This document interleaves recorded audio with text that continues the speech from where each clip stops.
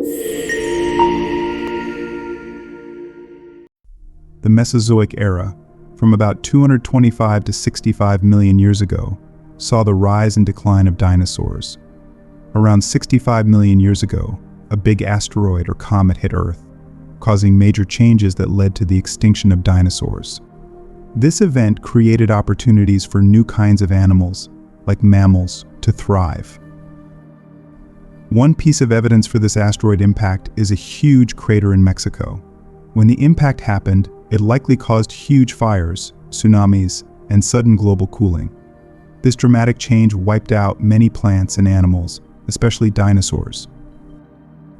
After the dinosaurs died out, smaller mammals, like those eating insects, had a better chance to survive.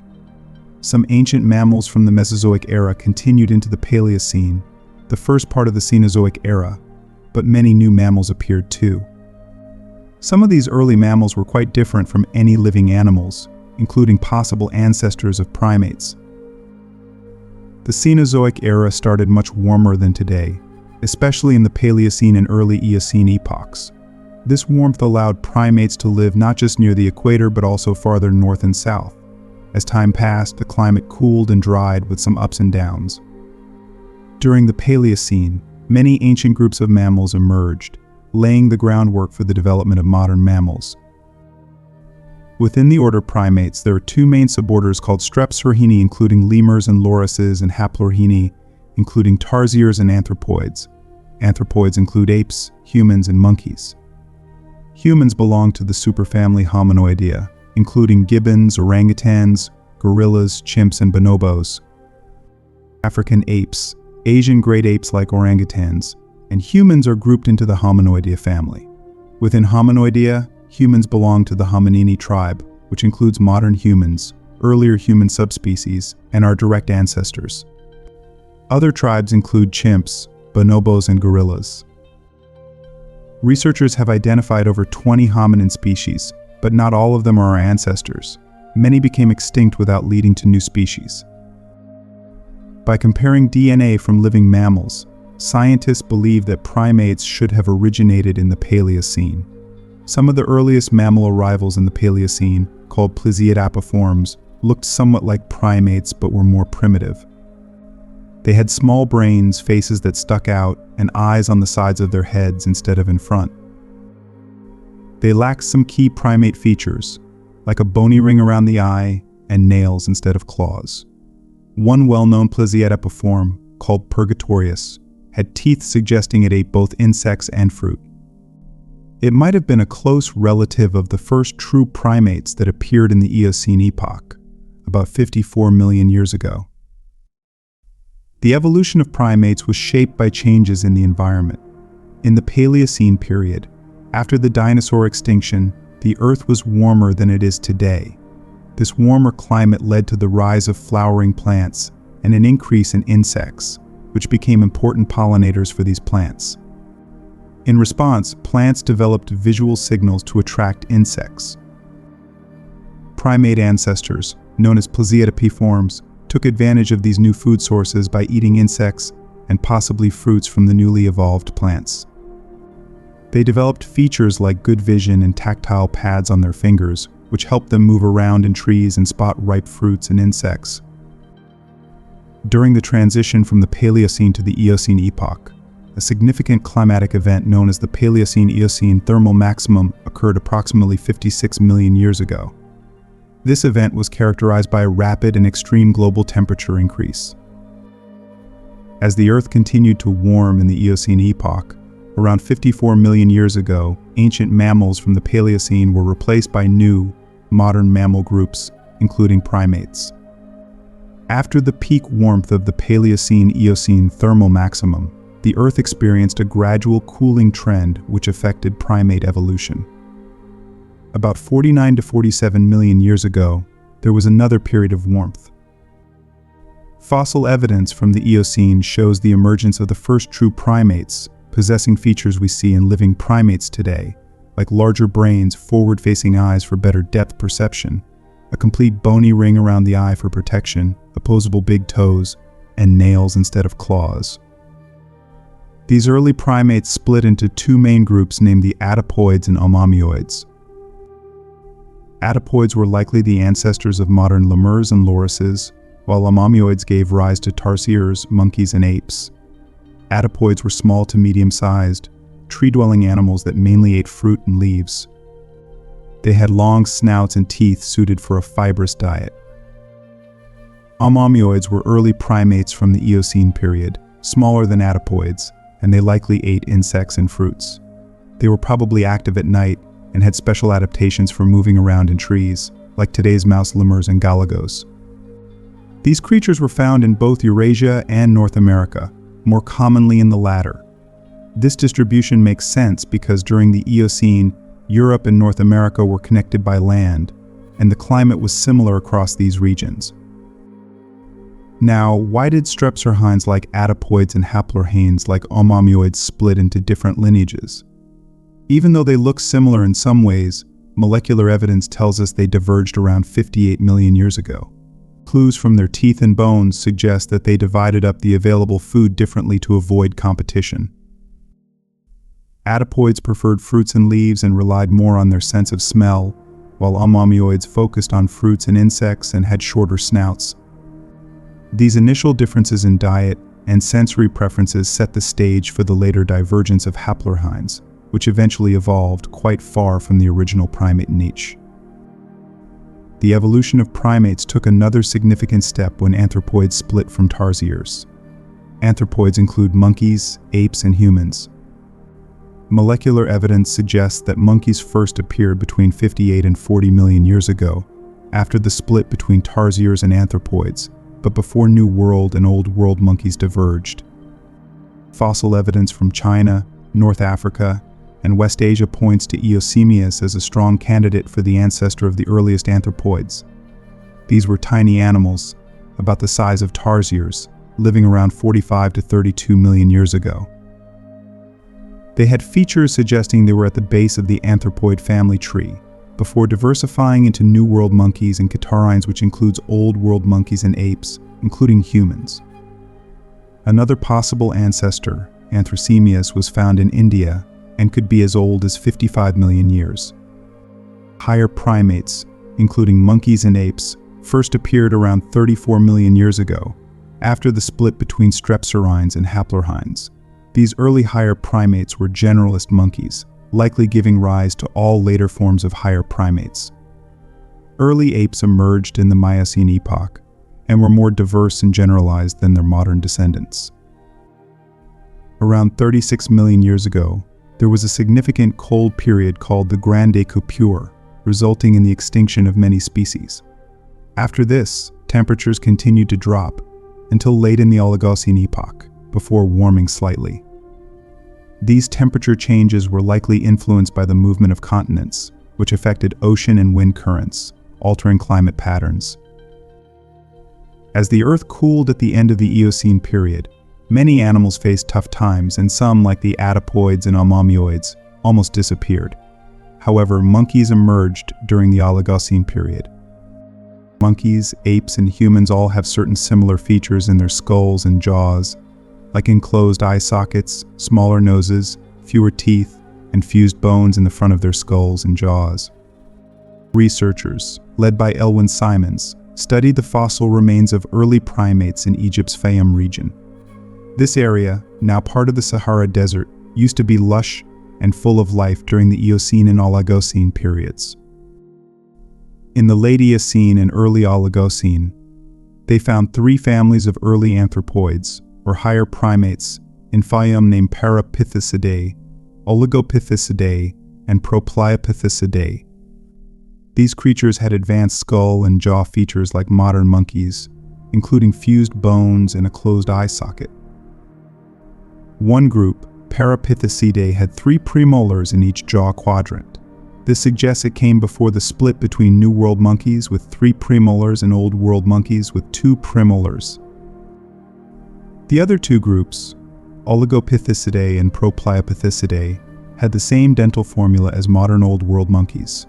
A species called Gigantopithecus from Propliopithecidae could have been an ancestor of later Old World monkeys and apes. These creatures were no larger than a fox and weighed no more than 4 kg.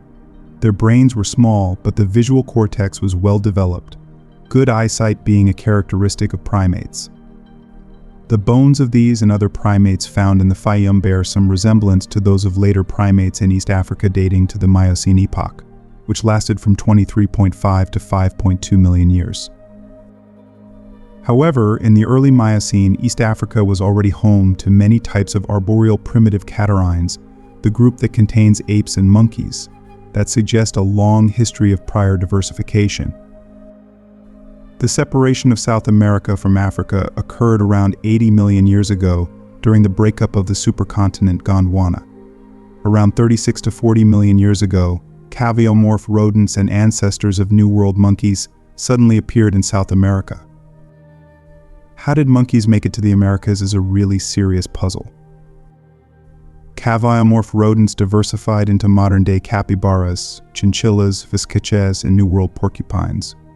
Monkeys in Central and South America called Haplorrhini, or New World monkeys, are a diverse group of primates with over 170 different species.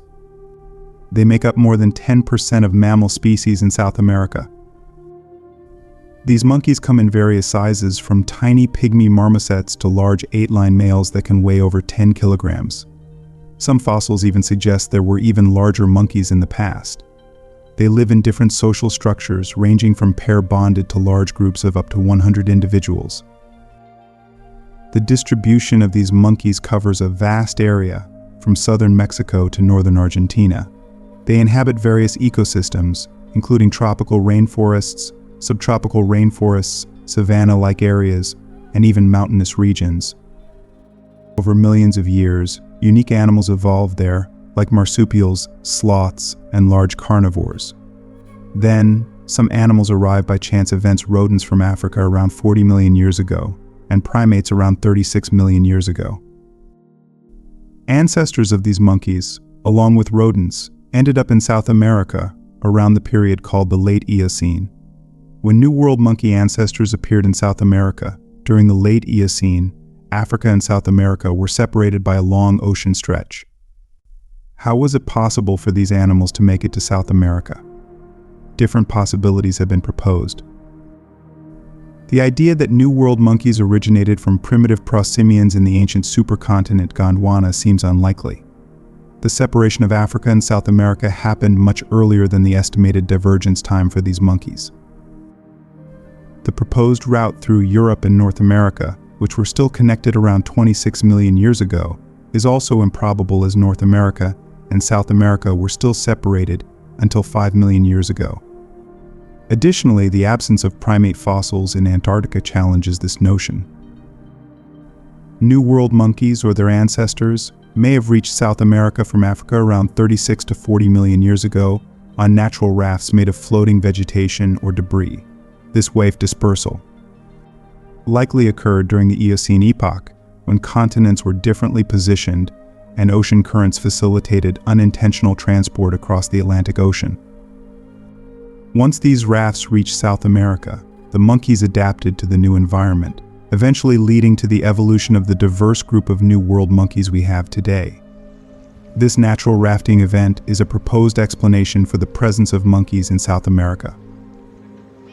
While it might sound like a fantastical journey, this type of natural rafting event has been proposed as a way for organisms to colonize new islands and continents. During a warm period around 40.5 million years ago, there were intense weather events, especially floods in tropical areas. This might have increased the chances of riverbanks breaking up, creating more opportunities for these animals to be carried away on natural rafts. During that time, Africa and South America were significantly closer. The span of the Atlantic Ocean between the two continents measured about 930 to 1,300 miles apart, compared to the modern expanse of 1,770 miles. In addition, the buildup of glaciers in Antarctica around that time caused sea levels to drop, making the passage shorter than it is today. Similarly, floods might have also helped animals travel between South Asia and Africa. In simpler terms, favorable environmental conditions and shorter distances might have played a role in these ancient animals traveling across oceans on natural rafts. Monkeys thrived in South America, partly because they didn't have strong competitors for their specific lifestyle. Early monkeys were tree dwellers, eating fruits and insects. Unlike other mammals in the area, they were diurnal and social, which likely gave them an edge. This success led to various adaptations, like swinging through trees called semi-brachiation, specializing in certain fruits, eating gum, being omnivores, and even using tools. The Holocene extinction around 10,000 years ago, where 50 large-bodied South American genera were lost, led to competitive release and the expansion of primate abundance. However, it's tough to reconstruct these details because the tropical rainforest, where these events occurred, isn't great for preserving fossils due to the hot, humid climate and thin soil layer. New findings in the Peruvian Amazon indicate that not just one, but multiple groups of monkeys from Africa made it to South America. Along with the African ancestors of rodents, at least 3 different groups of early monkeys from Africa reached South America around 32 to 36 million years ago. These distinct groups, discovered so far, have been named Ashaninkispus, Morotopithecus, and Eucalypithecus, related to 3 distinct groups of Old World primates. Ashaninkispus appears related to Eocimidae, Morotopithecus to Oligopithecidae, and Eucalypithecus to Parapithecidae. What's interesting is that Ashaninkispus simpsoni is not related to the African monkeys, but has connections to monkeys from South Asia. The Eocimids are mainly found in South Asia. Interestingly, a fossil from Tunisia in Africa, named Amamria, is similar to these Asian monkeys. If Amamria is indeed one of these Eocimids, it suggests that these Asian monkeys somehow traveled to Africa during the Middle Eocene. What's even more surprising is the idea that these Asian monkeys might have not only reached Africa but continued their journey across the Atlantic Ocean to South America.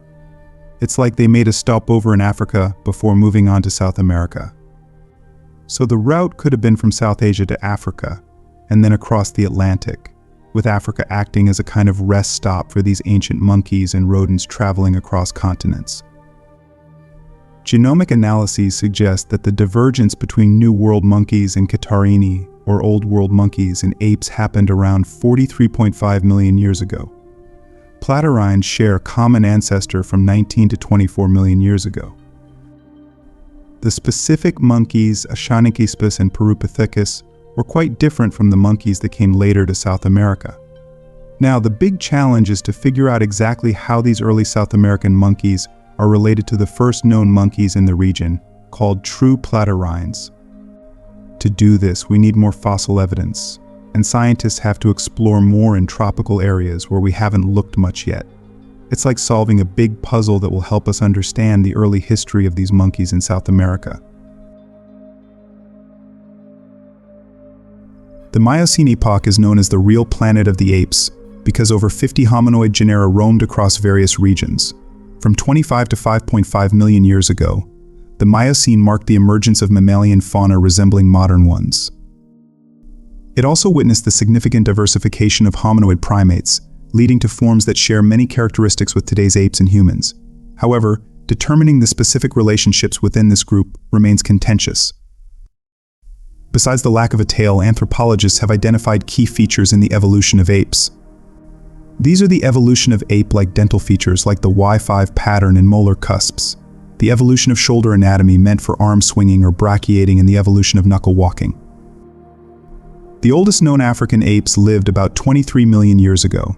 These early apes lived in forests and woodlands across Africa, thriving alongside many different types of monkeys and apes. They were smaller than modern apes and walked on the soles of their feet, instead of on their knuckles.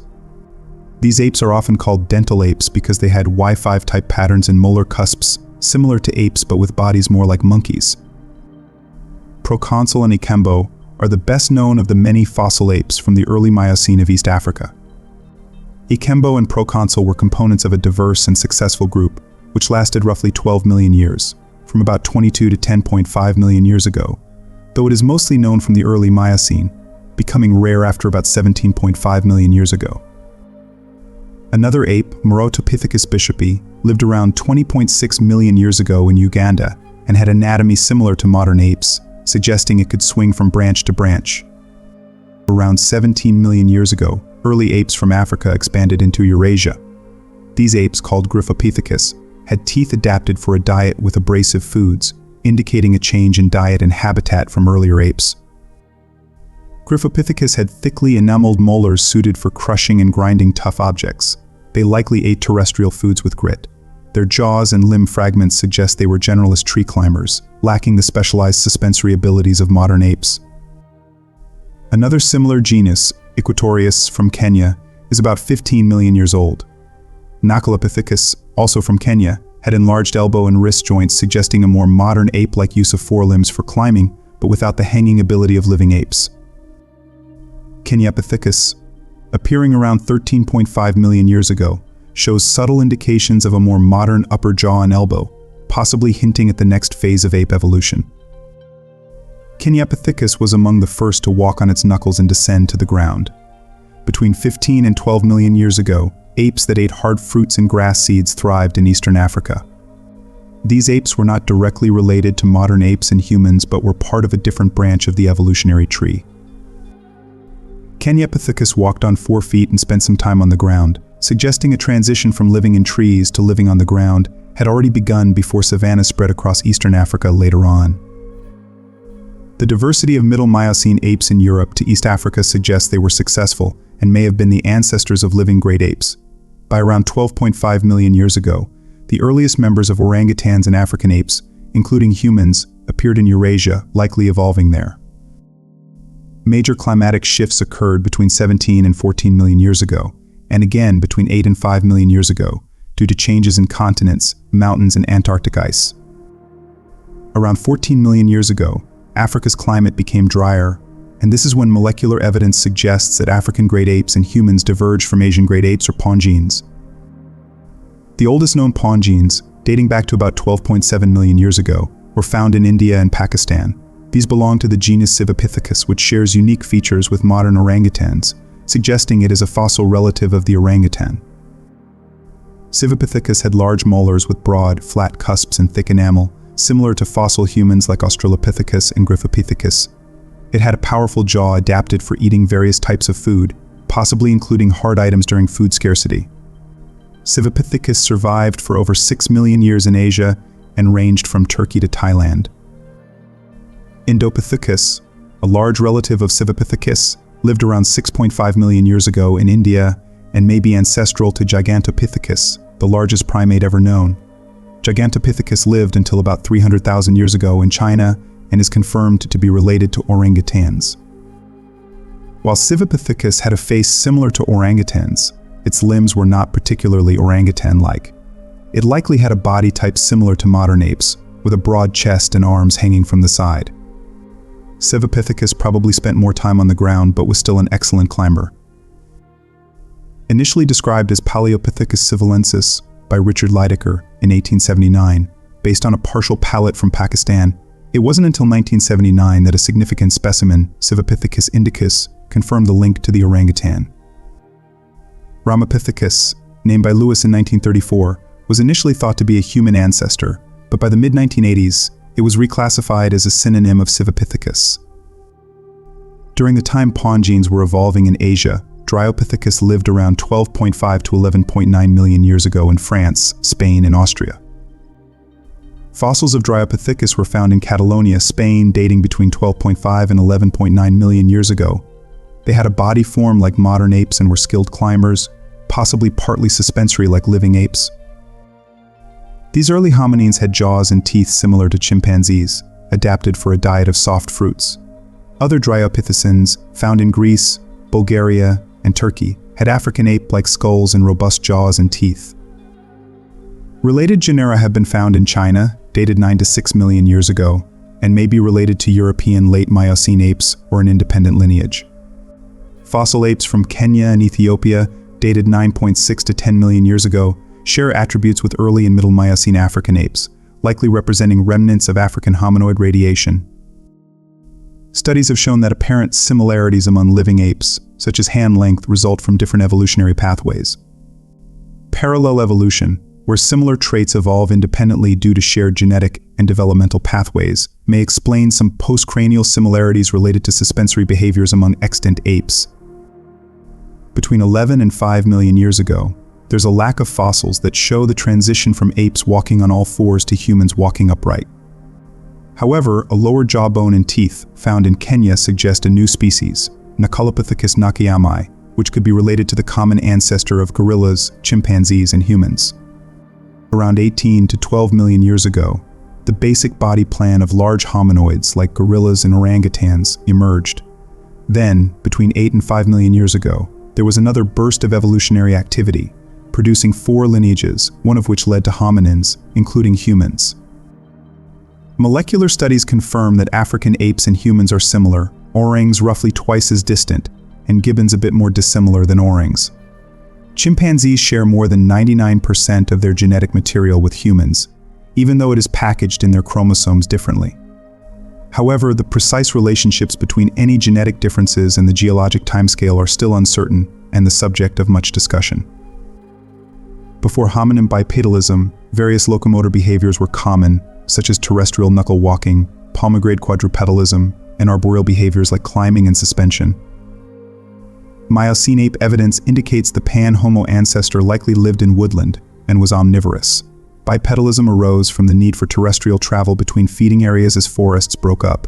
Transitioning to open habitats involved increasing bipedal commitment, better grasping, reduced canine honing, and preceding brain enlargement.